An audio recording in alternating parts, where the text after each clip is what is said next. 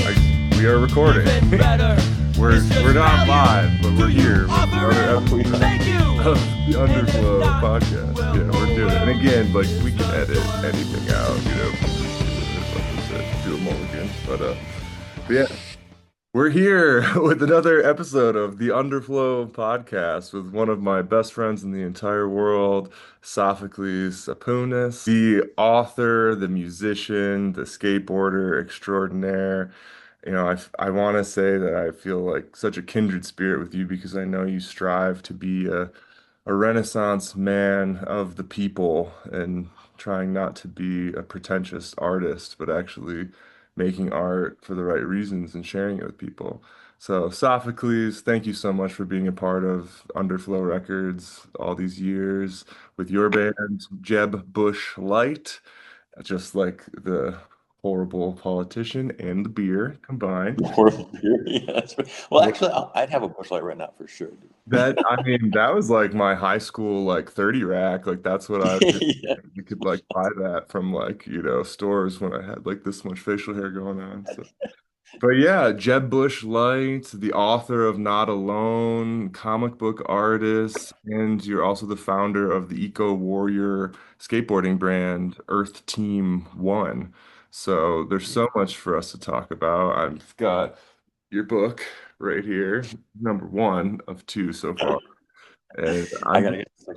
I'm so pumped, man. I'm so pumped that you're doing it, dude. We were hanging out in Detroit, like, gosh, I guess this was 2 years ago when you were finishing number two.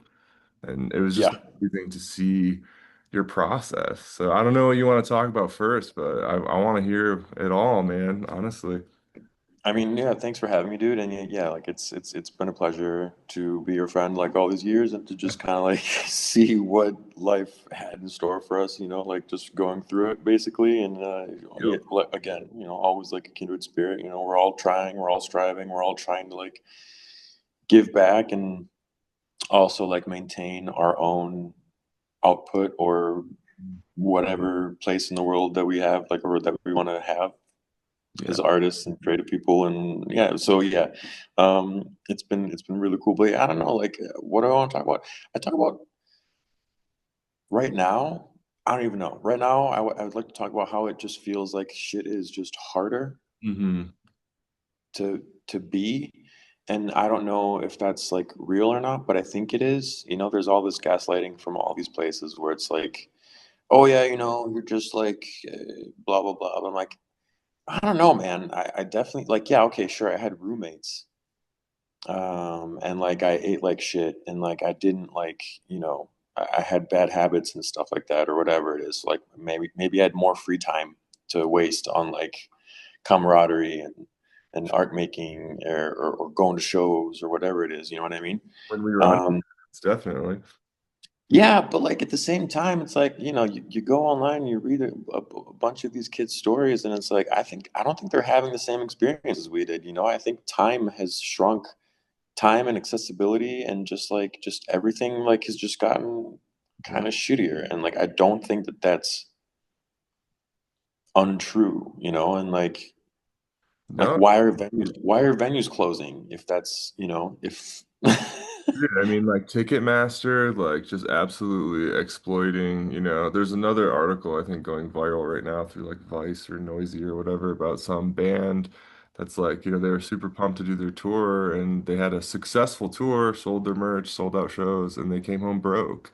I mean, so many artists just cannot even afford to do it anymore. I mean, obviously, we know because we run the label and we put our own music out and it's such a challenge to get anyone to listen to our music or our friends' bands or pay attention to the brands we're trying to build, especially if they're like eco-friendly. And I mean, this is exactly why we started WhateverFest back in the day, right? It's just because like we were both living in Midtown, both at Wayne State University in Detroit, and like the Hiesta where you were living was already kind of the epicenter of what you're talking about. Like it's just where we went between classes to like, smoke weed and like drink a beer and like strum a guitar and like work on some classwork, read our textbooks, like talk shit, talk about comics or video games or movies or graffiti on your walls or, you know, people would be going off into the bedrooms and making out or doing other drugs or whatever,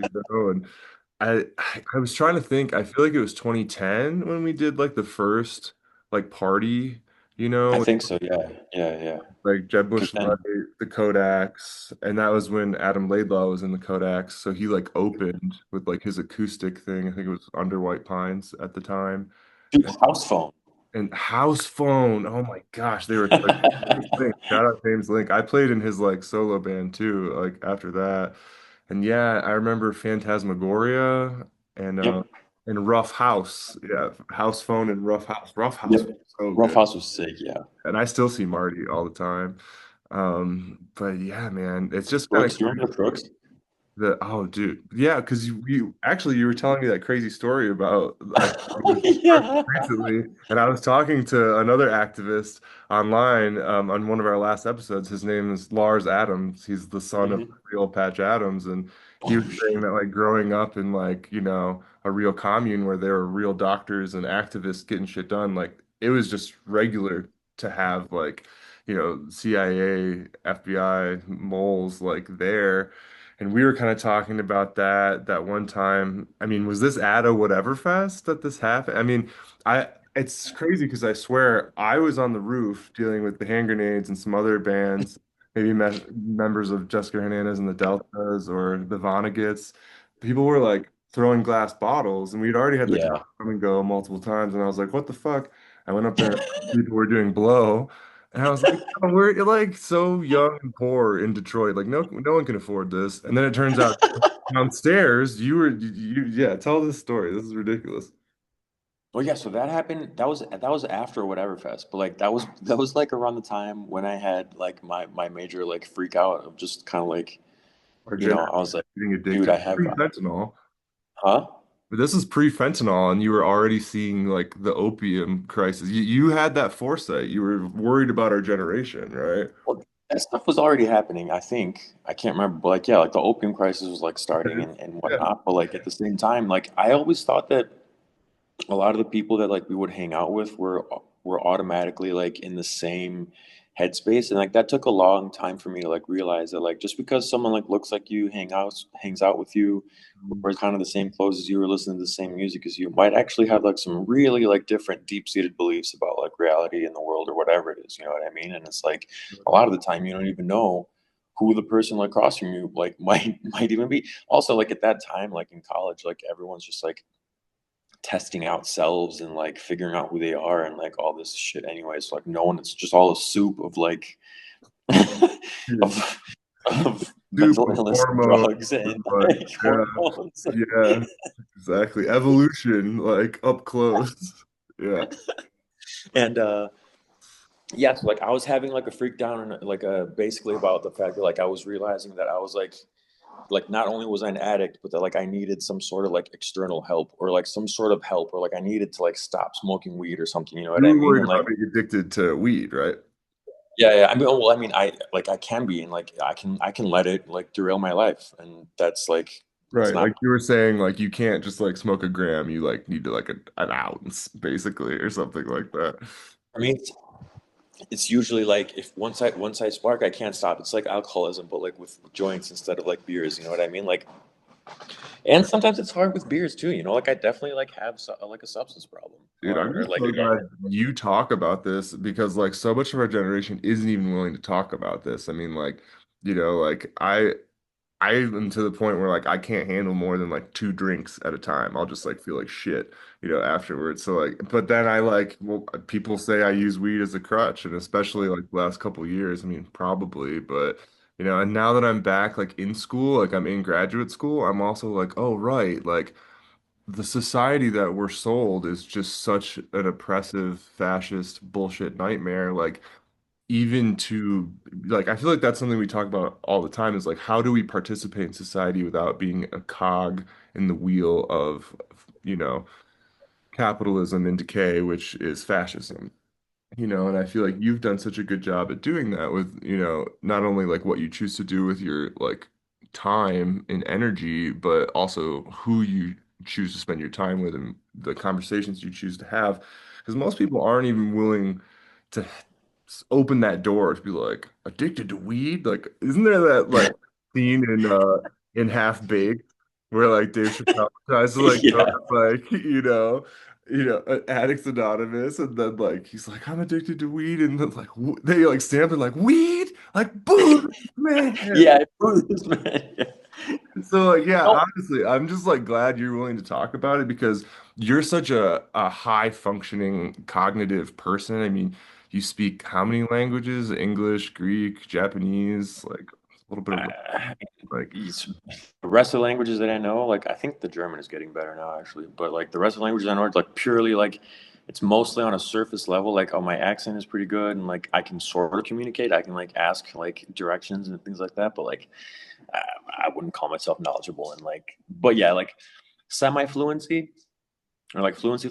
Yeah, like English and Greek for sure. And then like yeah, I might be at a conversational German now.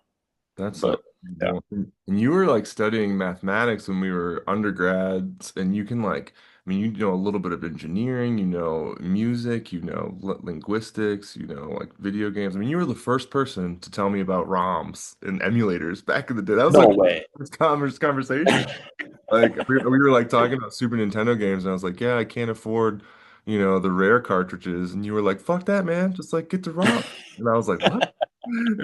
Yeah, I mean, I appreciate that, and I worry that too much of our generation, obviously, the opiate crisis is horrifying, fentanyl crisis is horrifying. My partner Cindy is like working with people like in recovery, and you know that's why they say it's you're like always in recovery because so many people, whether it's X, Y, or Z, you know, like I even coffee, to me is you know an addictive substance. I mean, the legalized Dude, are alcohol, coffee, tobacco.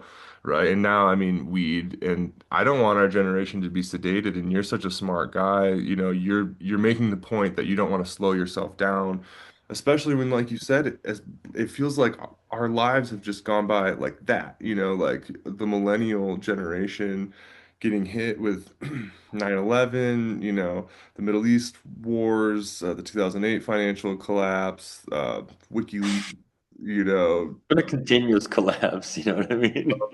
then COVID, and then Just like a like couple years of our life. drops and like Yeah, exactly. And I just listened to the second Jeb Busch Lite record the entire way through, and your lyrics are so good. It's every time I listen to that record, I love it more. And there's thank just you, so man. much going on in there, and I agree with what you're saying lyrically, and I agree with what you're saying politically, and I really appreciate that you're not afraid to just like speak your mind and be honest, you know? And like we were talking before we started recording, it's like people can call us haters, you know, just for like appearing to talk shit, but it's also just being honest and, you know, wanting to, you know, speak truth. Because if we're not being honest, then like, are we actual artists or are we just posers? Oh yeah, dude, for sure. And like yeah, the honesty and it's like yeah, being honest is like one of the first things that you have to do, you know, and like in dealing with reality, it's like so many people want to like not deal with reality or like not, you know, and like and to me, like being able to say something and agree with someone about something or even disagree about something or just like you know like or at least like express your opinion on it, you know what I mean, because like all the tiptoeing like doesn't, I don't think it helps anything anymore, you know what I mean, like even now a lot of like corporate American culture is like you're not supposed to talk about like what's happening in the real world, you're supposed to just log in to your computer and like keep Doom delivering those scroll. KPIs, you know what I mean, and it's like and I remember like in the beginning there would be conversation like for example like during the pandemic like for the first time in my life working in like office America like people were like talking shop, talking politics, talking about what's happening in the world out there, you know what I mean, and it's just like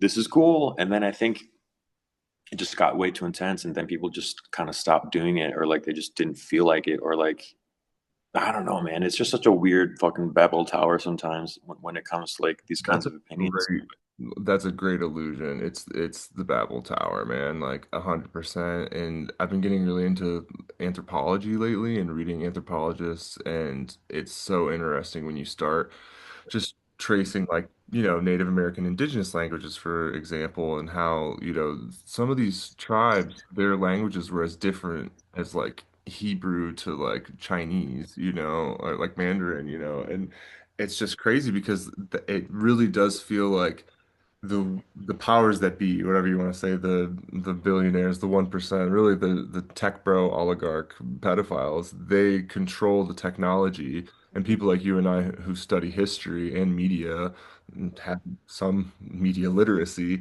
can see this, we knew this was coming, and it's so funny because it's like, the Jeb Busch Lite record came out a couple years ago, and all of those lyrics and like the rage instilled in that record feels so relevant to right now because we saw this coming because we know it's manufacturing consent, it's inventing reality, it's everything Michael Parenti was talking about. It's the fascists have the resources, they have the technology to manipulate the masses through propaganda on scales that we don't even really fully comprehend with AI and deep fakes and everything like that. And now we're seeing this kind of like fire hose gish gash rhetoric, going so fast. I'm starting to watch Andor, and one of the quotes in What a Andor, great series. so good. From the kid who wrote the manifesto, he's like, the pace of oppression like outstrips our ability to like process it because it's To like keep up. Yeah, yeah, yeah. they mask these horrible atrocities behind 40 different incidents, and we're seeing it play out right now with ICE in Minneapolis. And again, we actually have another Detroit friend, an old coworker of mine from Supino Pizzeria, who's in Berlin too, at one of the What? universities. And yeah, Jeffrey LaRue, making like Oh doing. yeah, yeah, yeah, yeah, yeah, yeah. I actually met up with him a couple times. Oh, really? Oh, sick. I didn't know that. Yeah, incredible artist. And he was saying some crazy shit that he's been arrested at protests in Berlin and just for like wearing a pride shirt and like wanting to like be open and talk about this stuff. So it's not like it's a uniquely American problem. And Cindy, my partner, she was talking to a family member back home and they were saying, "Oh my God, Americans are the dumbest they've ever been under Trump." And she was like, "Whoa, whoa, whoa. Like, that's missing the point entirely. This isn't just about Trump." And like the same thing happened in Germany less than 100 years ago. And it's kind of this like, like you said, everything is getting bifractured and breaking apart. And so nobody knows what to trust. And then therefore communication has also just shattered. And that's why I feel like our job as artists is even more important. I mean, reading Not Alone again, I just like reread the entire thing the other day, and it's just like it's so good because it's such a good story of like having to trust someone in an impossible situation. And I love this idea of like, why the fuck can't you remember shit? Oh right, fuck, like that's my fault. And like that's like such a deep metaphor for like what we're dealing with also is like kind of like this cultural amnesia thing, And so I totally agree with what you're saying, and I really appreciate, your perspectives and like especially like the last few, I mean, really forever. I feel like as soon as we met, we've been able to kind of empathize and maybe we're just trying to over intellectualize shit to make sense of our existential blues, but I really appreciate your perspective and the way you try to connect people, whether it's through coffee shops or skateboard brands or bands or festivals. We need that now more than ever, I think. Thanks, man. Yeah, and like that, and again, yeah, I definitely think that birds of a feather, but at the same time, I think yeah, like certain people that are just kind of like, what is this? You know what I mean? Like, I need to like figure this out because this does not make sense to me. And then Oh, for sure. like the more you start thinking about it, it's like, oh, it's because like these stupid rules and laws that were made up, and then you're like, okay, well, why did they make these laws? And then like it just comes into up like a lot of like rules and laws that I've seen, like at least in America, for example, it either goes back to racism or greed. And like to me, Or both. I like logic. I like logical stuff. Like give me a logical law. You know what I mean? Or like I just keep thinking about it. Like some what the fuck is loitering? What the fuck is loitering? Like in the land of the free, you're like you just can't like stand out. Like you just can't. I can't stand outside. That's actually the part we just got to in Andor, where like, he survives all this insane shit and then like with the starts the rebellion essentially, and then like tries to get out and then like gets arrested like for nothing, the crime he didn't commit, like loitering or like and it's like loitering and they're like, oh, this used to be a 6 month sentence, but now it's like 6 years. And it's just like, yeah, I Yeah. mean, bullshit, and it's just terrifying because it's like, again, the oppression is everywhere. Like, I guess we should obviously say a word to, you know, what's happening. Rest in peace to Renee Good. Rest in peace to Alex Preddy. Rest in peace to Keith Porter, who was shot by an off-duty ICE agent on New Year's Eve in Los Angeles. I mean, I think I've seen that, half a dozen or more people have already died in ICE custody just this year, and it's still January as we're filming this. And there's Native Americans who are missing. There's 1,200 people from the alligator Alcatraz that they built in the Everglades that flooded, and there's 1,200 people just missing, and Oh, I didn't know it was that many at Alligator. it's insane. And so it's like, people, want to deny these, comparisons to the rise of the Third Reich and, fascist Italy and Germany. And we're seeing it all play out right now. I mean, yeah, I have black shirts and reds right here. RIP to Michael Parenti, also who just passed away this week. And it's scary, man. It's exactly what's happening right now, And it's funny because I feel like people call people like you and I like radicals or extremists, and all we've really ever tried to do is get the dialogue going and share resources and share information. And I think that's going to be more crucial now more than ever, but I also don't want people to just kind of give way to like dogmatic thinking and like, ideology. Like everybody's just like they become slaves to their ideology. That's what Terence McKenna always talked about. Like all ideology is toxic because it's an insult to the gift of human free thinking. And I feel like we've talked about this a lot, how we're seeing a lot of our generation and younger just go whole hog like into communism. Like I'm a communist now, like Putin supporter level. And I don't Yeah, know. I'm like, the fuck is like the point? Like, I get it, but like, I also don't at the same time. Like, that's what I'm saying. Like, I'm called like, or whatever it is. Like, people are like leftist extremists. And it's like, dude, like wanting people to have healthcare and like, to like just have things be cheaper for people and to like not have it all just be like a playground for rich people only. Like, this is my earth too. You know what I mean? Like, Exactly. I want to be able to afford it. Like, and that's the thing, like these things existed, you know what I mean? Like, and all of a sudden, like that's an extremist thought. And it's just like, I never even said anything crazy. I was just like, can we like maybe not like have less police brutality? Like, Maybe not be killed and abducted in the streets. Like, I yeah, mean, like that is nothing, there's nothing extremist about that. You know what I mean? And it's like, and like those are the crazy pills that like the Overton window like shifting is just like feeding people. And it's just like, dude, I really don't like, yeah, like I'm not a socialist. I'm not a communist. I like, if anything, like capitalist, like so, like a social capitalist state or system or whatever is fine at this point by me. You know what I mean? Like I will accept that. well, Like, however, like you said, however people can survive, it's like I think Parenti said, like the revolution that feeds the children has my support. Like, and like it's kind of as simple as that. And I feel like with all of the stuff happening, with Israel and Palestine, and everybody wants to make it complicated. And it's like it's not complicated. Like Zionists are also like Nazis because they are sociopaths in that they believe there is a chosen race, which is just demonstrably false.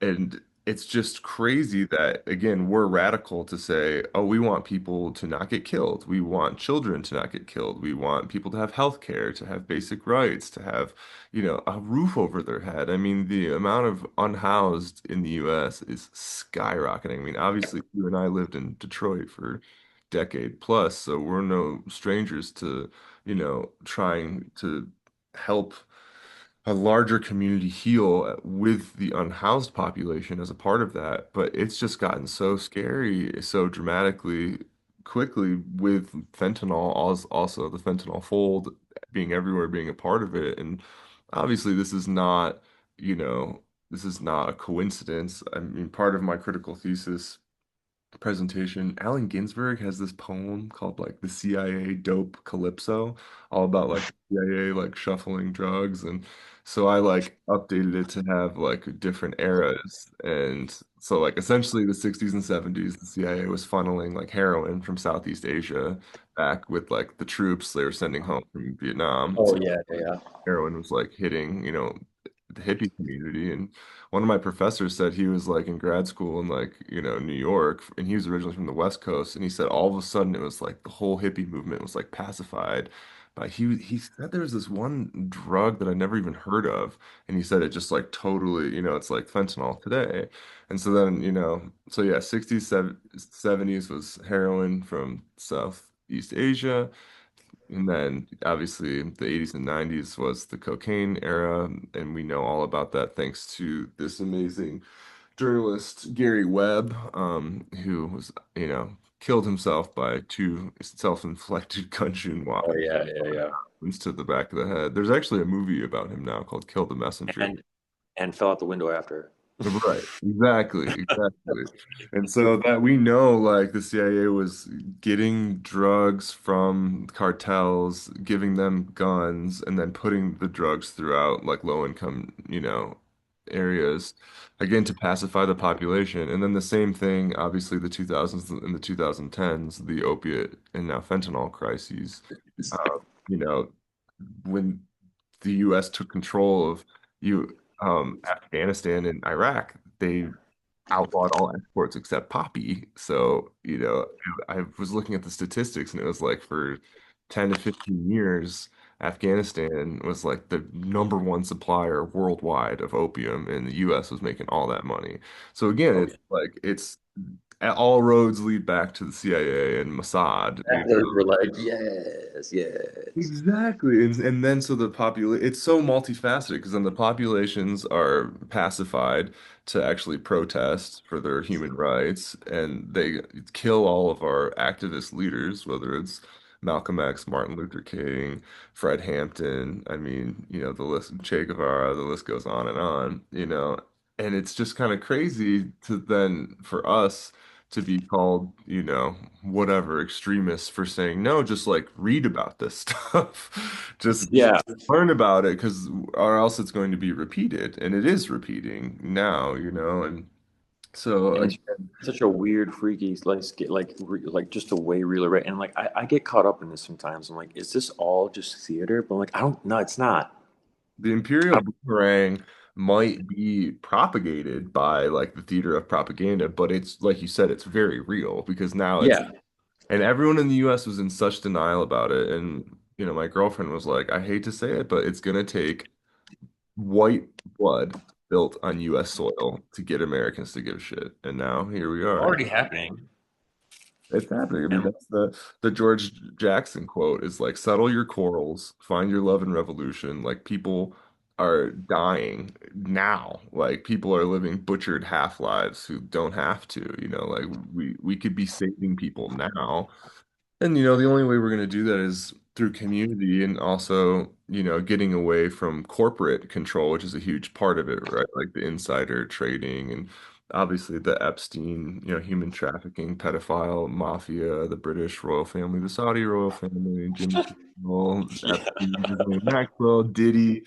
And I feel like this is why we like have our like independent companies, because it's like that's the best way to fight it is, starting a coffee shop, me starting a record label, you starting a skateboard brand, and yeah, maybe you could talk a little bit about Earth Team One as well in our fight against fascism. yeah, for sure. No, and like that's kind of like something that I thought about at one point. I'm like, okay, I exist in a capitalist system, and like when you think about it, I enjoy the fruits of capitalism to an extent. You know what I mean? Like without capitalism, I probably wouldn't have had a skateboard in Greece. You know what I mean? Like I We're from the probably West, wouldn't have been able. Yeah, I probably wouldn't have been global able to North. listen. Yeah, or like the music that I love or whatever it is. Like I wouldn't have had a record player. Maybe I would have. Who knows? Like you know what I mean? But like I do understand. Like there's some sort of like machine of innovation that capitalism can also like enable or whatever it is, and like it can be a good thing too, or like it can be used for good. And like that's the thing. Like the things that you're saying that we need to be doing as a people, to like organize and community escape like or like escape like corporations. That's what the government should be doing for us. You know what I mean? But like government has been captured. Like government is just like a series of like levers and buttons and stuff, and like I think it just depends on who's pushing them and pressing them at the same time. Like Right. it could actually like be in favor of the people and not corporations. It's just like it's just been captured at this point Totally.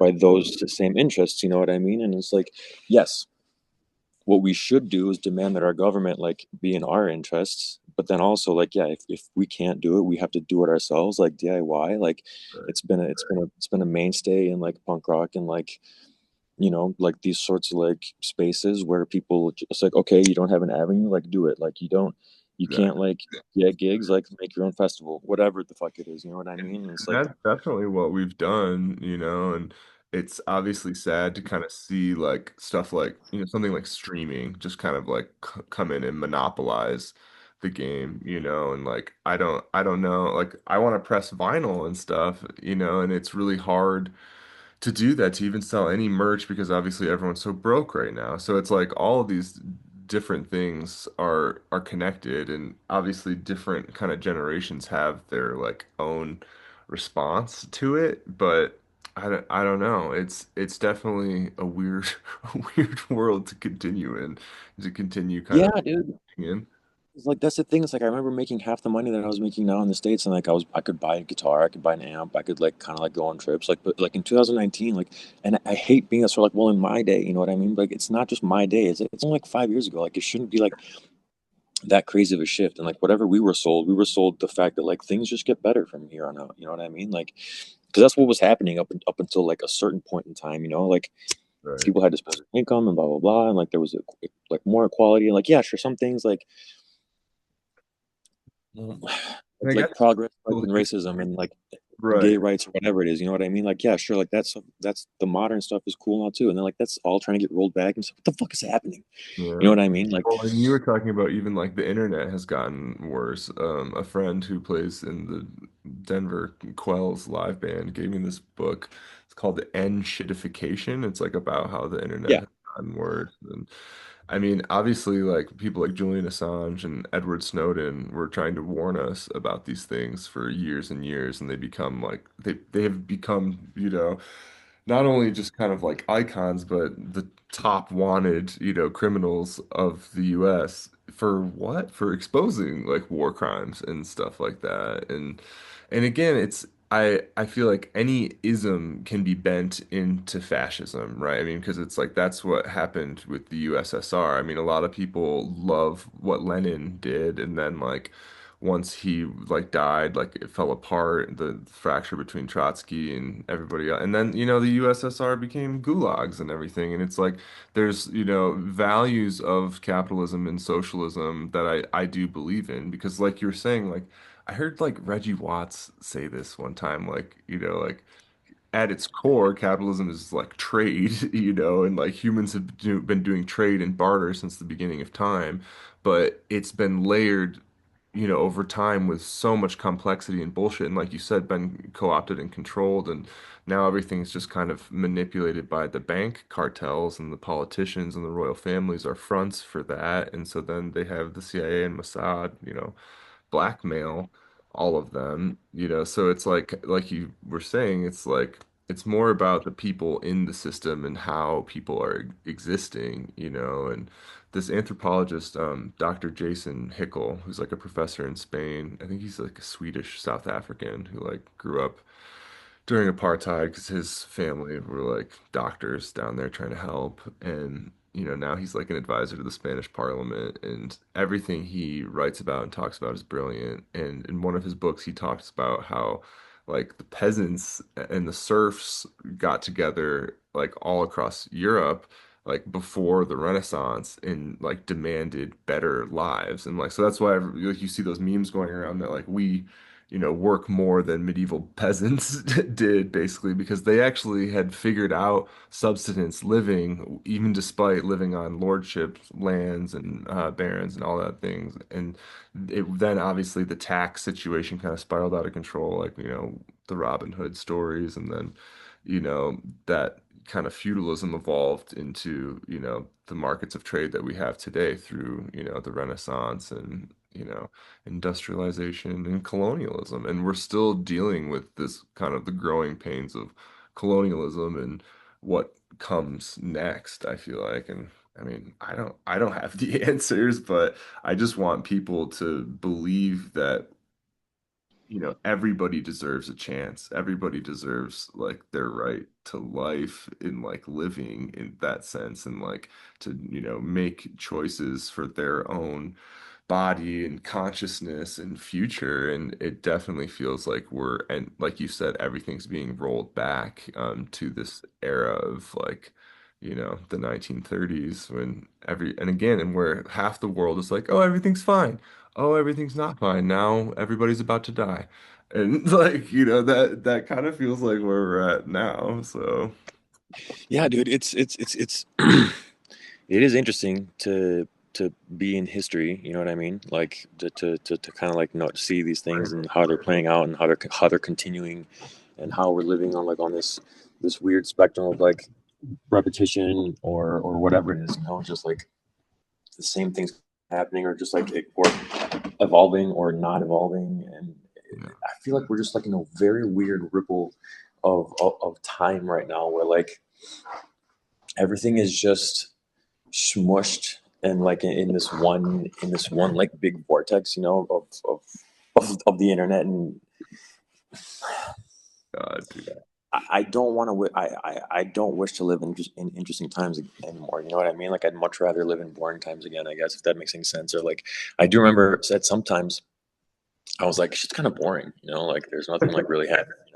And I would take that back now. You know what I mean? Like I would love to like have just some respite from like you said, like the fire hose of like not just information, but of just like shit happening. And I know that like part of it is the increase of awareness in the media and like the sharing, but at the same time it's like these things have just been they've always been happening. I was freaking out about this stuff like 10, 15, 20 years ago, like For sure. punk rock in the 90s was like talking about the same things. Like nothing's really changed in a weird way. Uh, It's like all eras playing together. Like how you said how like in the 70s and this and that in the 80s. And like I feel like our generation, at least like when we were in Detroit or whatever, it's kind of like we speed ran that whole era in like 5 years or something. You know what I mean? Like I could see it in my own community. yeah. We all started off as just like happy go lucky, and then it's like, oh yeah, some weed, and then it's just like, oh yeah, and then like shit just started getting off the rails, and like psychedelics came in, and then like all of a sudden like a bunch of people were doing coke, and then it's just like a bunch of people were like on like we're doing lean or whatever it is, or codeine or on opiates, and we just like speed ran it in 5 years, like all the fads. I think about that now because like I see like younger kids like, like harkening back to the early 2000s and the late 2000s, and obviously the late 2000s was kind of our era, and we were spoiled in the terms of like good music, and like we knew shit was bad in the terms of like the financial collapse was happening and everything, and the wars in the Middle East. But I feel like there was this delusion under Obama, like, oh, like change, like future progress, like, and now he's known as like the drone strike president, who also like gave billions to ICE, back then. And so, I mean, there's that. I mean, part of it's like growing up, and like you said, like my dad always says that to me. He's like, the world's always been fucked up, and like it's true, like it's I want to believe our generation is a little more aware of the atrocities happening. I mean, so many people think like, oh, the 80s and the 90s was like a golden era in like American and like European history because most people were fine because they were like financially stable, and they were also unaware of like say like Rwanda or like what happened to Lumumba in the Congo, and like like name something, you know what I mean? And now, like you said, it's just kind of this onslaught of information like all the time, like all of history and all of like this history that feels like it's being speed run, like 5 years is happening in a day. Like everything with ICE in Minneapolis right now, I'm just like, oh my God, like I have a friend named Lee who lives in Minneapolis, and they texted me like, "Holy shit, it happened again!" And I was like, "What are they talking about?" I was like, "Oh my God, they killed another person!" Like that's what they're talking about. Like, holy fuck! And like You people, know. there's videos coming out of it, and like there were people like in like a restaurant or a barber shop like across the street, and they were like filming the whole thing, and we're like, oh, good, they're like, what the fuck? They're like fucking with that woman. Oh, good, like this guy's helping her. Like, holy shit, there's like six of them like dogpiling on him, and then like you can hear the gunshot, and they just like scatter. And you can just like see Alex Preddy's like legs, like not like lifeless body. And like the people are just like, holy fuck, like I think they just killed that guy. I think they just did it again. And it's like, I don't know how many more times it has to happen because it's like obviously dudes like you and I are anti-violence, but there's like a great clip of a Kwame Ture lecture going around and like some younger hippie is like asking him at the lecture, he's like, I abhor violence and I think it's barbaric and stupid. And Kwame Ture is like, what if I was your master and you were my slave, and the only way for you to earn your freedom was to strike your first blow against me and kill me? What would you do then? And the kid is just like speechless, just nothing, just goes and sits down. And it's just like, damn, like obviously Kwame Ture, Fred Hampton, George Jackson, Assata Shakur, a lot of the Black Panthers, Black America in general, people of color across the world, and in America, especially the global South, Africa, South America, Australia, these indigenous tribes have been being genocided, enslaved, traded, human trafficked for, generations. And so it's kind of like that karma catching up too. I feel like it's like a cosmic karma or something. And so, like you said, in a lot of ways, things haven't changed because this has been happening our whole lives and for a long time before. But now it's like we have this like you said, the internet is just like a whole new, you know, gear. What do they say? Wrench in the gears, wrench in the works of humanity because it's like our reckoning or something, and AI kind of feels like that a little too. And like, did you hear that thing about like King Gizzard and the Lizard Wizard and like fuck yeah, they took their whole discography off of Spotify because they found out Oh Spotify yeah. running ICE ads and like now that dude is like investing in the drone warfare tech that they like the Israelis were using to kill innocent people in Gaza. So King Giz was like, no, they just took everything down. Good for them. Within like I don't even know like a week or something, someone had made an entire like AI clone of their whole discography. And so it's not their music, but it's like AI music that sounds exactly like King Gizzard and the Lizard Wizard. And they use Jesus. all of their song names, all the song names and like album titles for the whole discography. So before it was even pulled, I mean, whoever did that made probably like millions, and the singer of King Giz was like, we're trying to find the irony and the humor in it, but I'm really starting to think we're doomed, and again, we've like been preparing for this and been talking about this for a long time, and maybe things were a little more blessed for us when we were like in our 20s in Detroit because like Detroit was in this weird transition era where like it wasn't exactly gentrified with like the Quicken Loan tech bros and scooters yet. And, I mean, and that's fine. I want Detroit to succeed, but like we had it at a very special time in the late 2000s, I feel like, which is documented really well in that Jim Jarmusch film about the vampires Oh with yeah, yeah, yeah, yeah, Last yeah, Brothers Left Alive. They filmed that right next to my apartment where I was yeah, living. yeah, And, like the lights were always shining in. But I feel yeah. now I feel like people are like becoming aware of like what the horrors are. And you said this to me once in like the last few months. You're like, honestly, man, like I have such great hope because as bad as everything is getting, that means like, we're getting closer to something better, and you said like fascists always lose. Like they always fucking lose. And like that history has taught us that and that people will come together I hope still for the, greater good of, this planet surviving at all because it's also like exploitation and extraction of the natural resources too. And all of these like Bill Gates, did you see that shit? Like Bill Gates, Zuckerberg, Elon Musk, Sam Altman, they are trying to like break ground in Greenland for like massive data centers. So Yeah, that's yeah. like it's all these like pedo tech bro people like running the Trump like capitalist regime that is just like destroy, destroy, destroy. So, and I want to believe that like our generation and the younger generation, like in order for us to survive, we're gonna have to come together. And like you said, fascists always lose. So, Yeah, I like that. That's what it seems like. You know what I mean? And it's like I still like have faith in that, and I know, but yeah, I feel like what we do is we give like a lot of these things like a chance almost. It's like it almost seems like there's no limit anymore. And I hope that I'm wrong. But it's like yeah, it's like we all know that we shouldn't be on like most of these social medias or like pulling off our records from Spotify and like all these things. And it's like I think for a lot of people, the prospect of like making it or success or finding an audience or whatever it is the draw is more than the cognitive dissonance of like the how. And so it's like, well, yeah, I know that TikTok sucks, but I'm still going to use it and try to get famous on it. You know what I mean? Or whatever it is.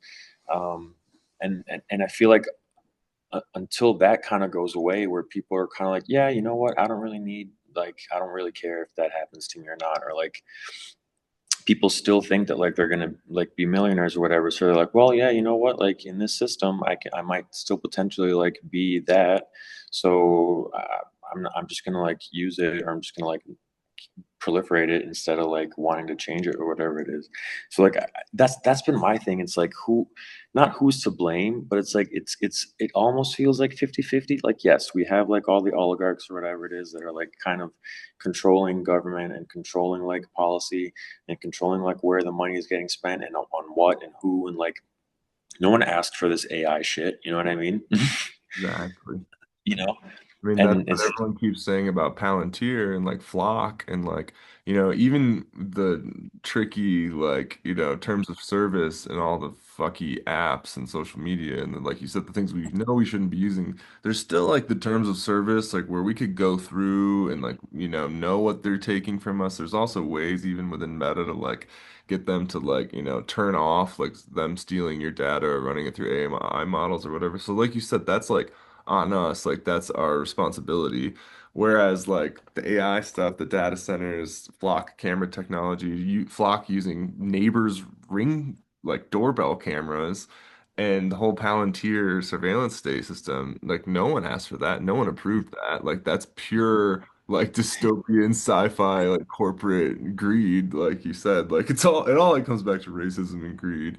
And again, it's like the whole thing, like there's no war but class war either, because it's like people always say like, oh, it's fascism, it's racism, it's sexism, it's homophobia, it's this, that. And it's like, well, it's like those are just the heads of the Hydra leading back to the body that is, classism, because it's all of these ways that the 1% are manipulating the 99%. And like that's why unions are a thing. And like that's why strikes and boycotts are a thing. Because like that's a peaceful revolution. Like, that can just stop everything in its tracks. Like I think we were talking about like I was hearing some economists saying like, like the US is trillions of dollars in debt. And like if other countries like drop their US Treasury bonds, the USD is just done, like will plummet, and then like we're in real chaos, like the end of Fight Club or Mr. Robot or something like that. But I don't, you know what I mean? It's like we're damned if we do, we're damned if we don't. But again, I believe in subsistence living, and I believe in education, and I believe people can, really like change their lives by arming themselves with knowledge. And I feel like you're an example of that. I've been reading here, this book, Pedagogy eh, Press by Paulo Freire. Like this book has totally changed my life. Obviously as a teacher too, but like, oh man, I love this picture of him when he was young because I always see the old bearded Paulo. But yeah, the art is sick too. It's like that's yeah, it, right? And it's like it changes you, and it's like he has this quote where it's like, it's like a radical person is not defined as somebody who's like, they take on like I'm the hero, I'm gonna change the world. Like it's like white savior bullshit, It's like it's just someone who's trying to make the world a little bit of a better place and like willing to like, if there's no dialogue, if there's no conversation, trying to help people like get that dialogue going, you know. I mean, essentially, I think yeah, Che is right behind me, and Che not only, you know, the Cuban Revolution, but he died in Bolivia just because the literacy rates were so low and like no one had health care. And he was like, this is not right. This is colonialism, you know, this is manipulation, this is extraction. And like you said, fascists always lose, and I feel like people, like especially back in the day, I feel like if you like wore a Che shirt or had like a Che flag, you were like branded like almost like outlaw, like real radical. And now it's like that's like Che's like the entry level, you know, like you know now people are like pro Putin or whatever, they go too far or whatever, you know, and it just it's crazy because it's like that's kind of like what you were saying too about like you know the mind you know, melt of it all. You know, it's like there's just too much happening too fast. Like, yeah, I mean, like, Yeah, how are your brothers, by the way? I think about them all the time. Shout outs to Nick and Jason. they're good. They're good. I mean, I think they're pulling through. Like they're living. They're trying. They're striving. They're surviving. I think they're, Like in us. their own. They're good. You know what I mean? But like, yeah, and that's the thing. It's like, it just feels like we're all just kind of like, there's definitely cohorts of ours that like are not struggling. You know what I mean? Or like, but they might be struggling in other ways. Like maybe not financially or whatever it is, but yeah, it just seems that like people are just trying even harder now, and like more than they deserve to be, and like not just my, like yeah, and my brother's doing fine, you know what I mean? But yeah, they're all like just working and like stressed and like this and that, like it's not like we've but yeah, but they're good though. Like and I think from I what saw I Nick from what I was saying understand, like he's they're making they're living lives. Nick Hmm? has like a new project, a new musical project or something. Nick's got a new musical project. He's always working on music. He's always like reinventing himself in like this in these cool ways, Like now I think he's like falling in love with the guitar again. I know that like he was a jazz guitarist, and then like he took like he found like synths and like this and that, and like he fell in love with that, and like and like yeah, I feel like everyone kind of goes through that sometimes. It's like I was telling a friend the other day, we were at a Earth concert, and I forget what we were talking about. It's like, yeah, just like like tone chasing, right? Like we're chasing like tones, and then sometime one day you might wake up and you're like, I don't like this amp anymore. I don't like this. I don't like this sound anymore. It's like, and I just got to do something else. Um, I and was it's cool like how you can kind of like come back to like that. So it's cool to like see Nick come back to the guitar and like in a different way, like after like I don't know how many years of him like not using it as his main instrument, you know what I mean? So it's really cool to like see that. I mean, he's got his hobbies. He's gotten into like rock climbing. He's done some pretty like gnar stuff, like stuff I wouldn't do. Like yeah, like I'll skate, I'll break my face and shit. You know what I a mean? But lot of it's like time shit, dude. Yeah, it's yeah, I mean, that's what excites me about the younger generation. And like, obviously, I feel like you and I try to be that way and inspire our friends and community and support our family and fellow artists in that way because like we all need to be able to like reinvent ourselves and adapt for whatever's coming, you know? And because, like you said, I feel like when we were young, I remember, you know, like teachers would ask, like, what do you all want to be when you grow up? And, you know, and someone would say rock star or something, but like most kids would be like doctor, like firefighter, astronaut, you know? And so, like, no matter what age group I'm teaching, and I mostly teach, like, you know, like kids about to graduate high school or just starting college now and like I'll still ask them like what do you want to be and it's amazing how many kids have no idea because they're like I don't know what the future is going to be like but also throughout you know, my almost 15 years of teaching now, like asking different age groups that for almost 15 years and throughout all these eras we're talking about, like started teaching at 8 Mile in 2010. And like, you know, I was reading billionaires have become trillionaires since then. The Flint water crisis happened and kids were saying like, you know, what I would say, what do you want to be when you grow up? Like, I remember one kid was like Kanye West. I don't want to be Kanye West. I was like, that's not a thing. That's not an option. Someone is already. Try again. And this other girl was like, I want to be a music video girl. And I was like, I mean, that's a thing that, but like, what you say, Wayne State Warriors, aim higher. Dude, yeah, I mean, like that's the thing. It's like so like in our times or whatever, like there was this like period, this long stretch of time where you were like, this isn't going to change. Like, yeah, like, I want to be a firefighter because like, yeah, it makes sense to me. I still think about being a firefighter. Like, it's still like one of my like possibilities to like do like if everything else that I'm trying like kind of like fails, for example. You know what I mean? It's like, yeah, fine, fuck it. I'll do like manual labor. I'll be a firefighter. I'll like work The end of construction, the whatever. space. Yeah, when he like starts working construction. Yeah. I mean, you're really helping people if you're a firefighter. Like Yeah, someone and viral recently is like, there's no song called Fuck the Fire Department. Like, yeah, exactly. And yeah, like and okay, so like the thing about the Kanye West kid, I will say that like what do you want to be when you grow up? Like if you ask me now, it's like I would like to be all that I can be. I would like to be me, you know what I mean? And like I think Kanye is one of those people that like is an example of that.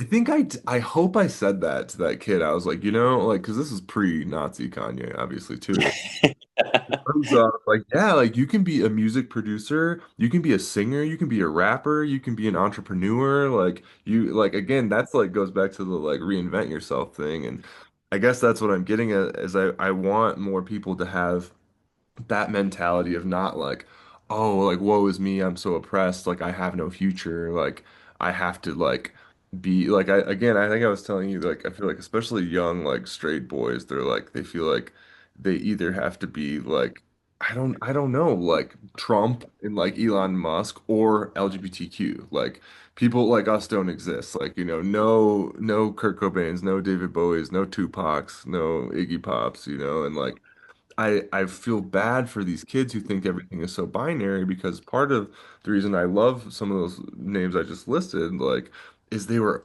especially like Pac and Bowie, for example, they are constantly reinventing themselves. And that's like what you were saying about your brothers. And like, again, us too, I hope on in our good days and good eras is being able to reinvent ourselves without reinventing the wheel and without being pretentious about it. Yeah, yeah, yeah. I mean, like, look at me now. Like, I'm like, I've always had the music in my head. Like, I've always loved hip hop and like with techno. Like, I think I started my electronic journey when I was like 16 or something. Like, listening to like Euro trance and stuff, and like going to parties. I'd be sober going to that stuff and just like having a great time. And it's like I always had like these beats in my head, but I didn't know how to make them. And then like my brother kind of like showed me how, or just like he could just kind of like open my mind to like the possibilities. Like, and then I was like, oh wait, it's a drum machine. Yeah, like because I remember being a kid, and like okay, I understand like how the Beatles made music. But like I'd listen to hip hop and like, is that like a live drummer? Like, what's happening here? Like, is Totally. someone playing this in the Work or background? like Yeah. what is happening? They're just like four guys and like keyboards. Like I remember not like pick out what bass was sometimes because I was like, is this like especially like listening to bands like Joy Division or New Order or like where it's like we'll have like chorus on the bass or like a really high bass riff. I'm like, is that bass or guitar? Like what is Yeah. happening? And I feel like that's such like a beautiful journey with music, and I see that with young people now, where I feel like, when we were growing up, people were so toxic of like, calling someone a horrible name if like you wanted to play this instrument instead of like guitar or whatever. Yeah. Now I feel like it's like, oh, you play flute? Sick. Like, oh, you play, like violin? Amazing. Like you shred on keyboard? Sick. Like, oh, you're just starting guitar? Like, great. And yeah, I mean that I do want to hear more of like your life journey because I was thinking about that when I was listening to just Jeb Busch Lite because you like shred all over that new record and I love it's Yeah. Thank you. hard in the three piece because I don't hope you didn't have to suffer through too many shows of the Kodaks when it was like three piece and me on guitar because it's tough, dude. I mean like There's no obviously suffering in that, dude. It was good times all the time. Whenever I saw you guys play, I was like, yeah, I want to do that too. that's how we were lucky because I feel like Jeremy and Jeff are just such good drummers that we can just like have Guitar Hero moments and like they're just like fucking shredding and but the new record, dude, I love how much you're going between like plucky patterns and then like chords and then like riffs and there's like all these like effects changing, like straight like grunge, like mega like overdrive shifts and like I love that because like correct me if I'm wrong, but I feel like you started playing guitar late, like later, like both of us did. Like we started later than most people, like in our teens or whatever, versus like kids who like start when they're like five or whatever. Oh yeah, yeah, yeah. I started when I was like I think 14 or 15, and I had this whole like struggle with like my dad. Like he never like he wanted me to play with the classical guitar. I just wanted to make like punk music and play like Blink-182 and Green Day songs. And then he was like no, and then I was like fine. And then so like I took classical lessons for like a year, and I was like I hate this, but I still had like the classical guitar. And then I just like started learning from tabs. I just like started playing like songs for the electric on the classical, and it just sucked. But like I was still like learning, because it never sounded right.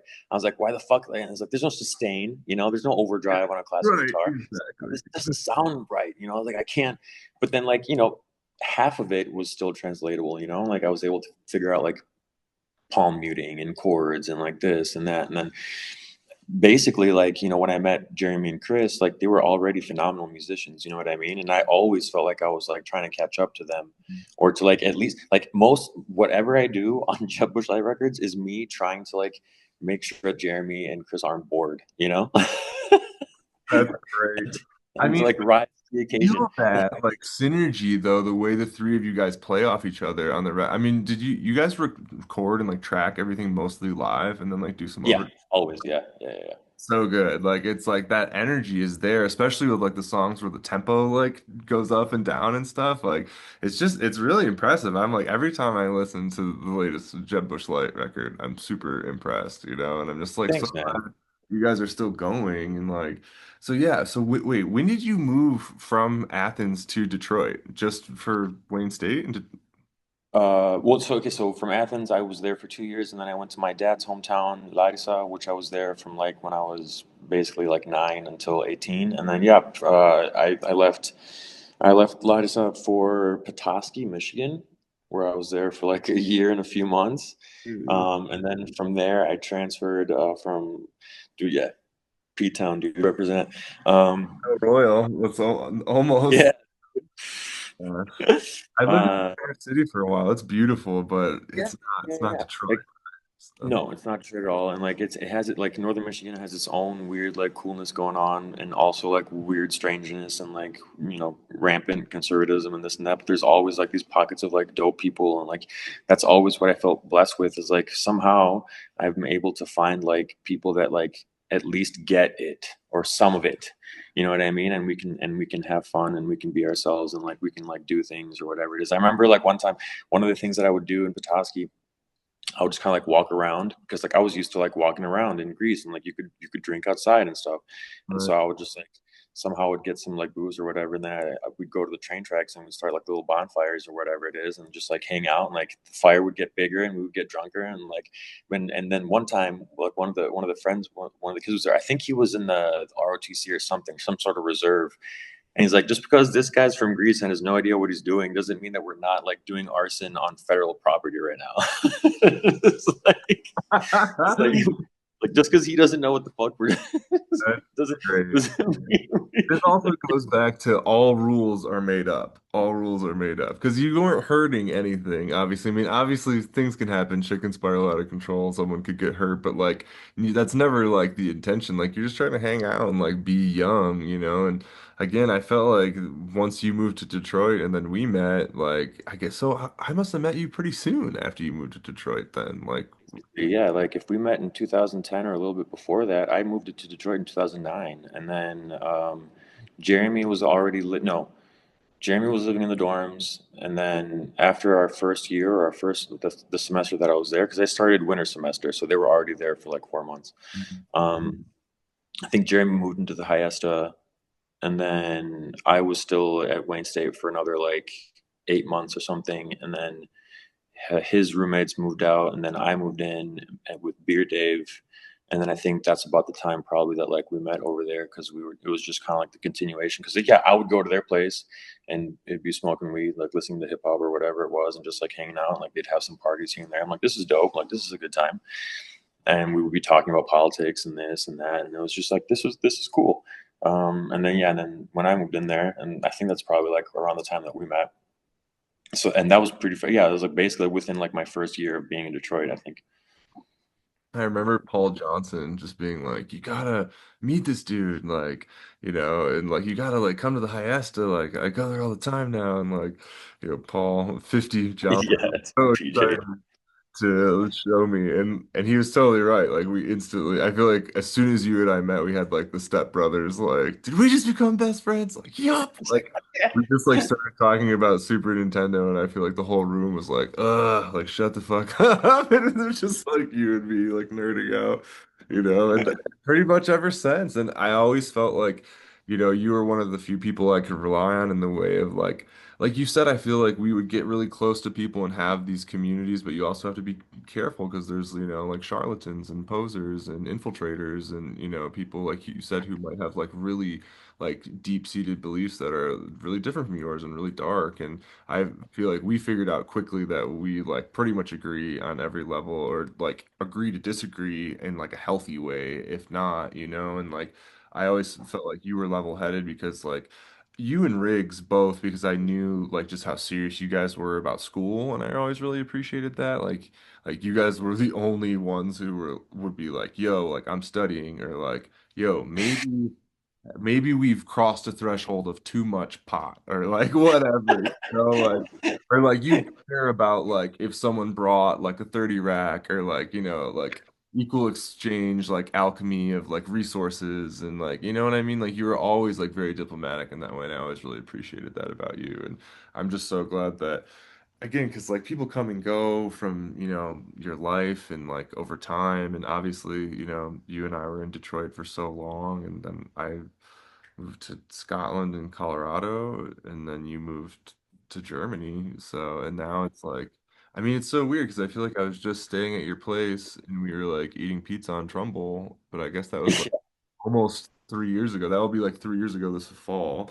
like back in 2023. So, again, I'm just glad we're alive and we're still still going. And yeah, I want to Yeah. hear about Earth Team One, but I also want to talk about this. Oh So yeah, for sure. when did you start drawing? When did you like get the idea for this book? How did you decide to make it a graphic novel? Like all of that. So basically, I was going through like so I was dealing with a lot of stuff like while when I moved to the States, like culture shock, this and that, yada yada. And I was like, I couldn't handle the winters because I in Greece, like I could skate most of the year, you know what I mean? So like that kept me like mentally like in check. And then in Detroit, like I really couldn't. And then add on top like all the partying and like the stress from school and like winter times just like would really mess me up. And I always had like dreams and like things like that, you know what I mean? It's like I want to be like a music, like I want to be a musician, or like I want to make films, I want to write a novel, like just these things that I had about myself, you know what I mean? Not to like be famous, but like I wanted to do these Oh, things, I wanted to make stuff. yeah, I And totally so I was agree. like, yeah, and like so it was kind of like a two double-edged sword where basically it's like I needed something to do in the wintertime to like distract me from like wanting from like going crazy basically because I couldn't skate and I couldn't like expend energy in like what in whatever way. And you know the whole like learning process, like I love feeling like I'm learning and that I'm getting better at something, you know what I mean? But so yeah, and then I was like, okay, fine. So you say that like you want to like make something, and then what is that? You know, because like a lot of the times I would just be smoking weed, just thinking about stuff, and then not doing it, and then like going to bed and waking up the next day, and it's like, well, congrats, you didn't do anything that you dreamed up. And so like, what are you gonna do today? You know, are you gonna keep? That's like And what I was we like, were okay, talking fine. about. Life goes by quickly, I feel like we were just at the Hiesta throwing parties and starting WhateverFest, and now all of a sudden that was like 15 years ago, and I Yeah, feel old. It's I, crazy. I, So, I hate it and I love it at the same time. But yeah, and so I had that idea, and then it's like, okay, what do I do? Like, well, I obviously can't like afford to make a movie, and then it was like a novel is cool, but then like I was reading a bunch of graphic novels at the time, and it just kind of clicked that it was the way to combine a movie with a novel. You know what I mean? It's like I can kind of like control the pace. I can like have visual gags. I can like use environments in this way, in this medium, but also like have it be about dialogue and about story and about like character development and like all this kind of stuff that like you can, you know, it's nice to read, you know, like it's I like reading. So Yeah. like being able to go through a book and like looking at the pictures or whatever it is, I thought it was just like a good balance between the two mediums. And I was like, yeah, like okay, I'm gonna do a graphic novel, and I couldn't even draw a stick figure, you know what I mean? And so I had the idea around 2013, and then I started doing it. I started like teaching myself how to draw, and that took about like 2 years before I thought I was ready to like start. Like actually, if you look, those first 4 pages were done like years before the rest of the book, and like it just looks different, you know. Dude, because that's But I what already had like, I'm like amazed. Like, how do you decide to like be like, okay, I'm not only gonna write a book, I'm also gonna make it a graphic novel, and I'm, going to like do it myself. I'm going to like draw everything myself. I mean, it's so much work. And like, 'cause I think the last time I was staying with you, like I said, you were finishing number two, and I think you were like inking and like you were explaining the different steps of the process, like how you have to like go through, you have to write it. So you probably like storyboard, but then you also like you have to figure out the lettering, like the spatial aspects just kind of fry my mind. And I know you were saying like even just like adding the inking, adding the bordering, adding the lettering, adding the bubbling for the lettering, like figuring all that out spatially is so impressive to me. And like it speaks to your mathematical mind too, because it's just like, I mean, like the attention to detail and all the scenes and like the forests and like it's just dope, dude. It's like it's funny, it's readable, it's like I can't like if I ever have children, like I can't wait to like read this to them when they're like borderline too young for it. But like Cindy and I talk about like Dragon Ball like that. We're like, when do you show your kids Dragon Ball? It's like there's so many problematic like pervy things like pretty early on, but it's also like a kids show and like great for kids. So well, I mean, do you even remember that stuff registering? I just thought it was like weird stuff, and then like when you grow up, you're like, oh, that's kind of weird actually. But like, I think just the way that kids' minds work, like a lot of that stuff just gets filtered out because like it doesn't register in that way. It's not a pervy thing to do. It's just a weird, funny cartoon thing to like, like you know. dude. And I really appreciate that in like a lot of ways, like how like cute it is and like how like because I feel like, I talk about this all the time with like my editor and obviously my girlfriend and very few people have like read my writing at this point, but like, it's so popular to just By the way, like and what get hopefully. And it's just like popular and weird in my like feeling that like the most common thing people do now is like create characters just to kill them and then incest. It's like those are the big shocks. Like, oh, everyone gets killed and everyone is incestuous. It's like it's Game not of Thrones but style. it's like everywhere now, and it's just like I don't know, man. It's like I love the like, and then sometimes there's a character that you design that's so cool, like Darth Maul, that when you kill him, you decide to bring him back because it's like, he was just too cool. I just saw the trailer for that new like animated Darth Maul movie. It looks like Oh insane. no shit! I actually didn't even hear about that. I know that there the one with Jude Law. No, not Jude Law. Or actually, there might be a new, not Skywalker, but it's like after episode like 10 or whatever, or after episode 6, 7, 8, 9. After episode 9. They're making a movie with what's his name, Ryan Gosling. Oh yeah, Gosling. Yeah. Not Jude Law, Ryan Gosling. Yeah, I was like, I that's the last thing that I heard about the Star Wars universe. But I had no idea about the Darth Maul one, and it looks good. It looks really good because it's like all the people who did the Clone Wars show, so it's like a continuation of that, but now it's like not PG. They're like not pulling punches. Like the Whoa. trailer, he lights up the double-sided lightsaber and throws it through a bunch of stormtroopers, cuts them in half. It's like incredible. I'm like, this is Okay. like wars that we like visualize like, in our minds, and now we're like seeing it. Again, Andor, so you've watched it and it's just Yeah. like dude, it's like exactly what I'm trying to achieve with my own like writing to kind of have these like historical parallels in like a fictional landscape. But people are saying online it's like the blueprint for a revolution, and I don't know if you've seen One Battle After Another or Yeah. Sinners. I just saw Sinners finally. What did you think about those? I didn't. I haven't watched Sinners because it's a weird glitch of mine. I'm not really a fan of like musical acts in movies, and Yeah. I heard that it was like kind of a musical, and I was like, I'm not really into that. Um, Not the really. only one that One big musical okay, number, and the song's sick, so it's all good. okay, for sure, for sure, for sure. Okay, I might watch it, but like yeah, like I the only Surprised. one that I've Yeah. okay, yeah, and I know that it's good, but it's just like for some reason like some things like that make me like not watch something for years. Like for example, but the Joker one, I knew was gonna have musical pieces in it. I still made myself go to it because like just everyone was talking about it, how it's just gonna suck or whatever it is. And I was like, okay, fine, like I'll go through that. And like for the first time, I was actually enjoying the musical pieces because like it was funny in itself because like the whole movie was like these people are insane and this is what they think they look like right now that Right. they're in a music video, but like they're not. They're just like insane and just like singing to each other. You know, Um, the and it first, was just like them being them, and it was very interesting in that way. Like it wasn't just a sort of like Sound of Music or whatever, like other kind of like musical things that I was just never really into. I just like don't sing to me, like just play me a movie. But anyways, yeah, like, that's just like my settings. But one bad after another, I really enjoyed.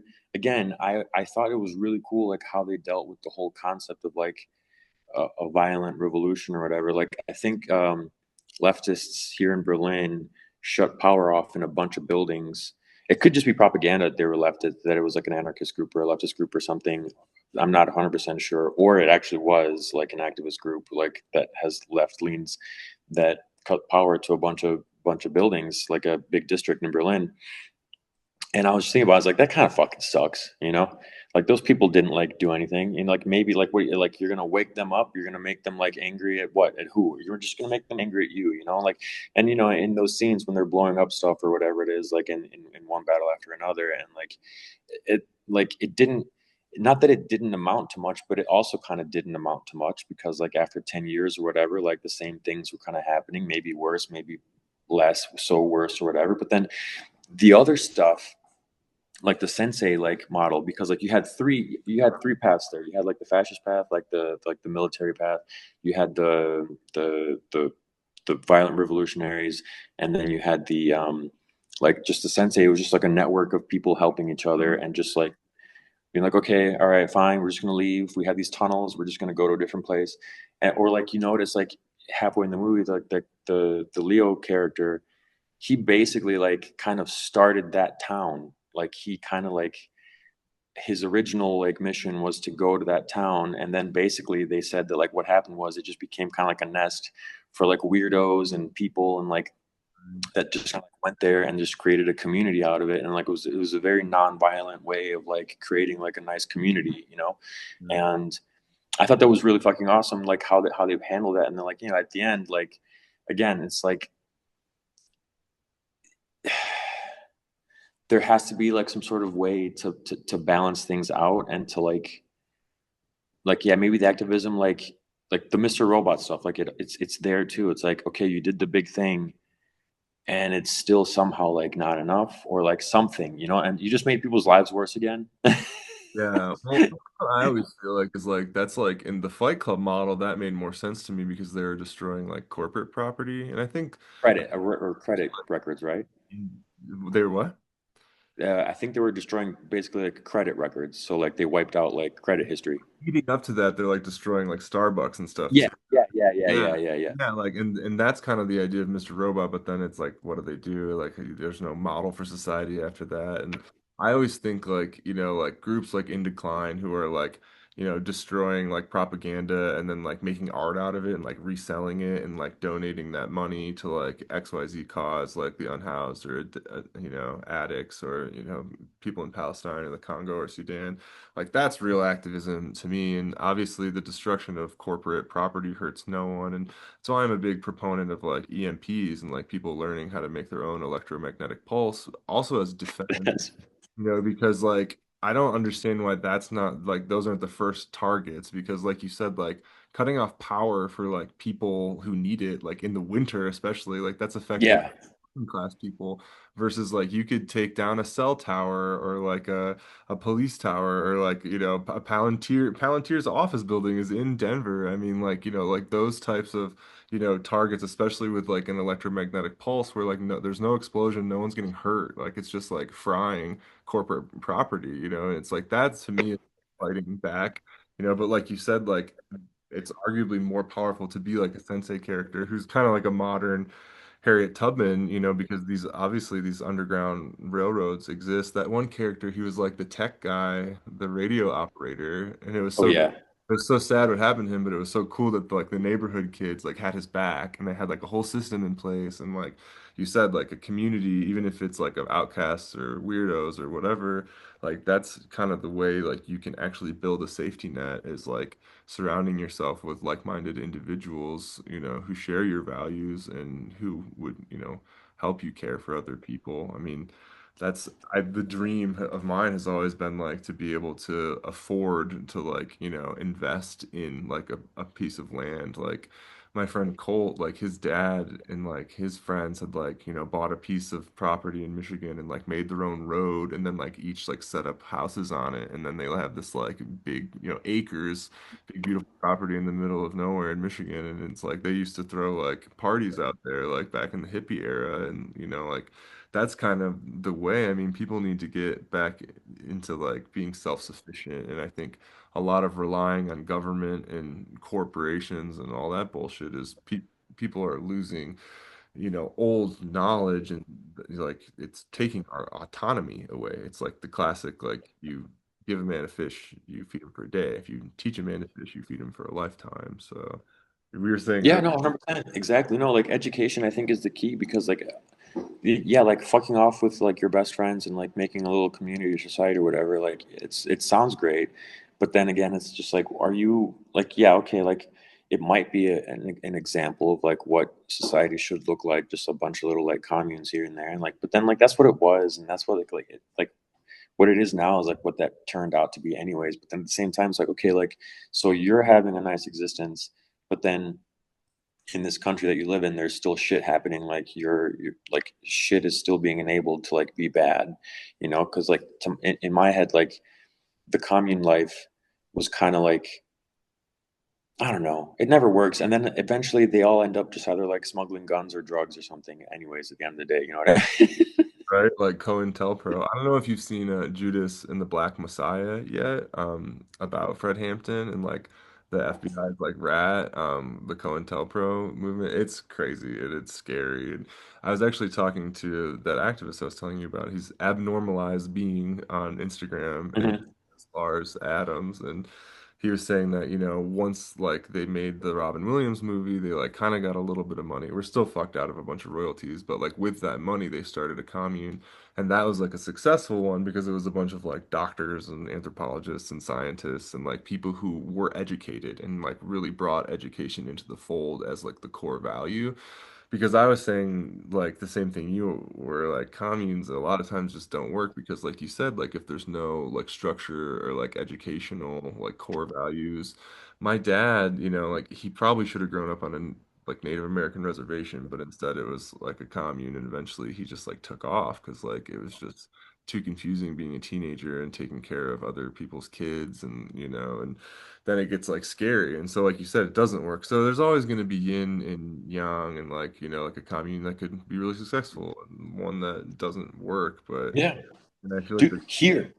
Here, actually, there's like a whole building I went to. It's been a squat since the '80s. But like you go there and it's like yeah, like you said, like there's doctors, there's professionals in there, and but like they just run the whole building themselves, and it looks nice. It doesn't look like a fucking like graffitied piece of shit. You know what I mean? Which again, as an expression, it's fun to do the graffiti piece of shit like squat life. Like for a little bit, but at the same time, it's like, is that really how you want to live? Like no, like I do enjoy doctors, I do enjoy like electricity, I do enjoy like well, like so much of it's like oppression anyways, right? Because it's like it's just like, the powers that be don't want people in community and they don't want people educated. Like those two things are like a nightmare for the establishment. And like that's why you have like all these white nationalists and like racists like talking shit about like different family structures, especially for people of color, like say African American communities. And there's a great documentary called The Pruitt Igoe Myth. It was like one of the last things I saw like as an undergrad at Wayne State University. Hmm. Crazy doc. I think it's about the projects in St. Louis. I could be wrong. It could be Minneapolis too. I can't remember. And it's just such a crazy document of like kind of like systemic racism upholding colonialism and capitalism of what's now evolved into fascism. I mean, again, the way highways are placed to segregate people and, like essentially like they, had pushed people into the slums. They're worried about that reflecting in the city. So then they built these projects and pushed them in the projects. But they made it a law that no African American male over the age of 18 could live in these projects. So literally, like a whole lot of fathers would just take jobs, Whoa. travel the country, then come back. And so then like it was like kind of programmed obsolescence and degradation through this. And so like they essentially just like created like a stew of crime in these projects, and like very similar to like I lived in Brush Park in Detroit next to the Brewster projects, and like until they came down. And like I remember like it would have been quicker for me to cut through the Brewsters like to get to Supino, and like everyone was always like don't do that, don't do that. And like the one time I did, I was like, yeah, I'm never doing that again. That's like, because I mean, I know, I forget where he was from. I forget if he was German or French or whatever, but you remember when that artist was like tagging, he was like in this era where people were like, move to Detroit, buy a building. Like, it's not gentrified yet. Like, it's cheap.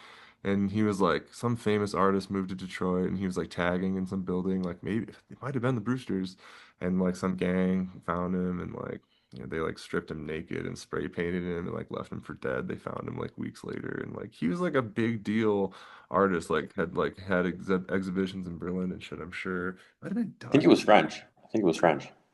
It was so sad. I think his partner had moved there too, and then she like left Detroit. And so it's not to say that like the cities aren't dangerous too. It's like you still have to be careful, but it's also like I like what you were saying about like reinventing yourself and like taking responsibility, because it's also like taking back your own autonomy and like taking back your time and your energy and your life, like, and not just doom scrolling. Like I just appreciate so much that like you put the time into this, and I can't wait to read more of book two. Like I need book two. And are you gonna do a number three? Are you doing number three? Yeah, number three is written. I just got to draw it, and like that's the thing, dude. Oh, Like time consuming. Like you gotta it's work. not just it's not just the time consuming. It's like the fact that like we're getting squeezed more and more, and like I've spent more of my time looking for a job. You know what I mean? Than I have like doing anything else that like with my time, and like I'm just sitting here stressed. Like, okay, I got to take care of my health. I got to like eat right. I got to go to the gym. I got to like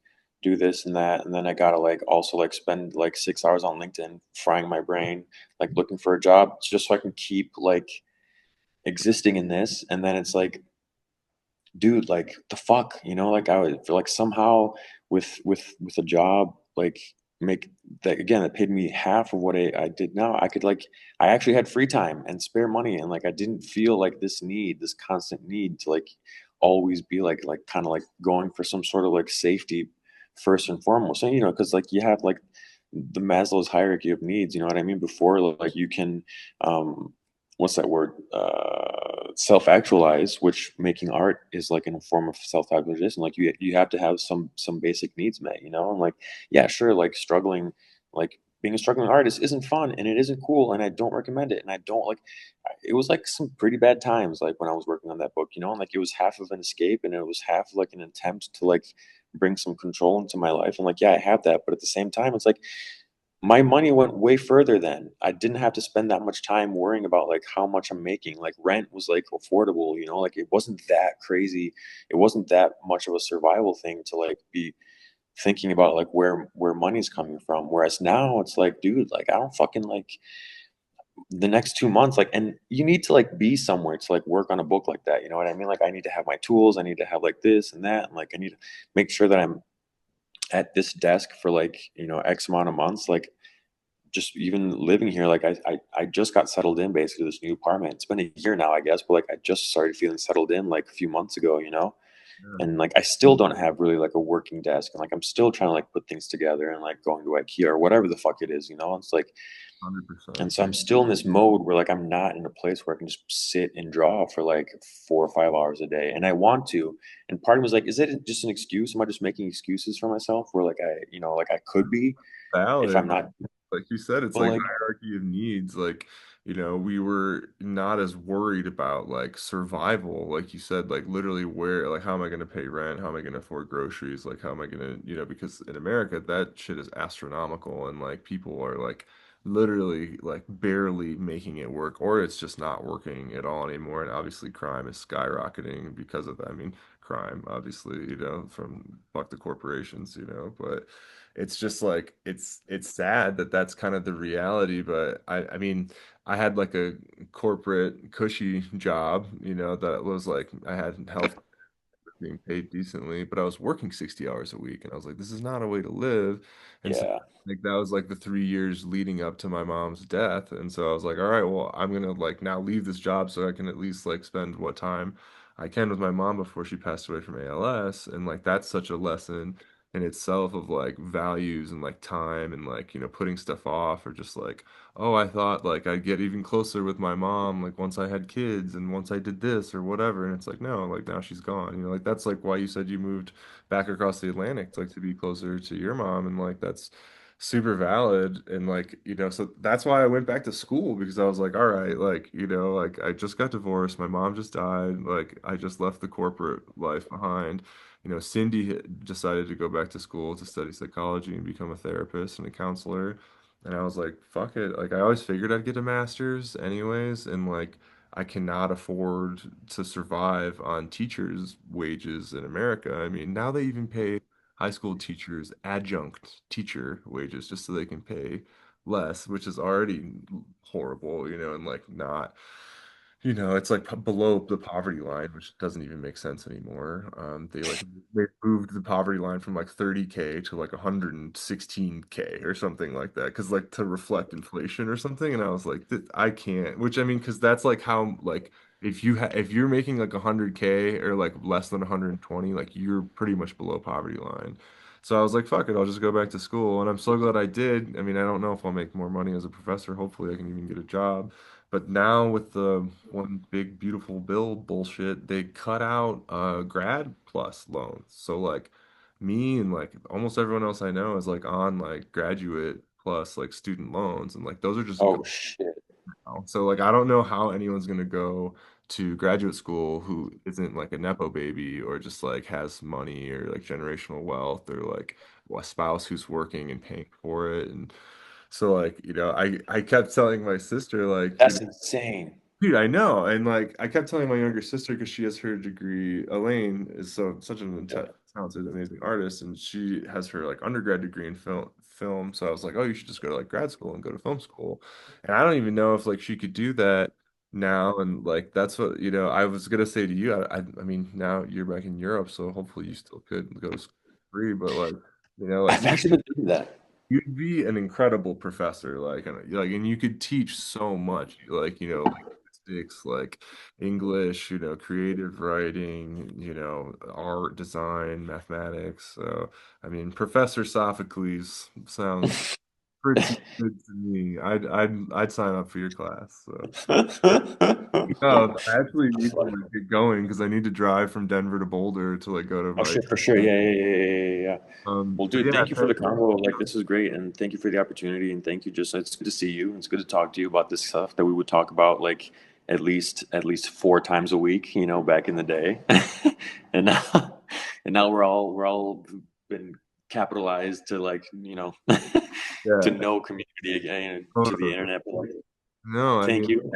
you're one of the few people that like I talk to on the regular still, and like you're really important to me, like as a brother in my life, and I'd love to Michael. kind of do this regularly and have like updates, because I feel like we could talk about anything for hours. Yeah, all the time. Yeah, yeah, Is yeah. there No, anything you wanted to say about Not Alone or Earth Team One or Jeb Busch Lite or No, I want to talk about you and like how you've always been someone that like has been doing things and has been like an inspiration to like keep doing things. And the fact that like you also give your time like with Underflow and like for us too, like signing Jeb Busch Lite and just like being this like ball of energy, of positivity and forward motion, and like, you know, seizing the means and doing whatever we can to like at least like keep doing this. And like, in, you know, like I can, you know, you're an amazing person, and I'm very grateful for like all that you do, like, and who you are. And yeah, and again, like, let's just keep doing this, you know. Let's keep being ourselves. Ourselves, being authentic and not pretentious. I really appreciate that. You really inspire me and support me in that way. So thank Likewise, you for likewise. Yeah, it's mutual. you for Underflow and music and Detroit and Berlin. And I can't wait to keep reading Not Alone and hearing demos and the Sophocles solo record, your beats and your like raps and your singing. Like we got to talk about that eventually. Yeah. I'm stoked. I'm stoked. Yeah. That's what I'm trying to work on. I'm trying to like save up some money and like hit the studio, you know, for like for real. But like, yeah. Time I'm in Germany, I gotta get to Berlin. Like I have to hang out and like, you know, hang with you and the homies. So Oh please yeah, dude. take care of yourself and we'll keep Likewise. hours. So Sounds like a plan. Sounds like a plan. All right, man. We'll have a good class, and I'll talk to you soon, bro. your time, brother. Love you, Soph. Peace. Love you too. Bye.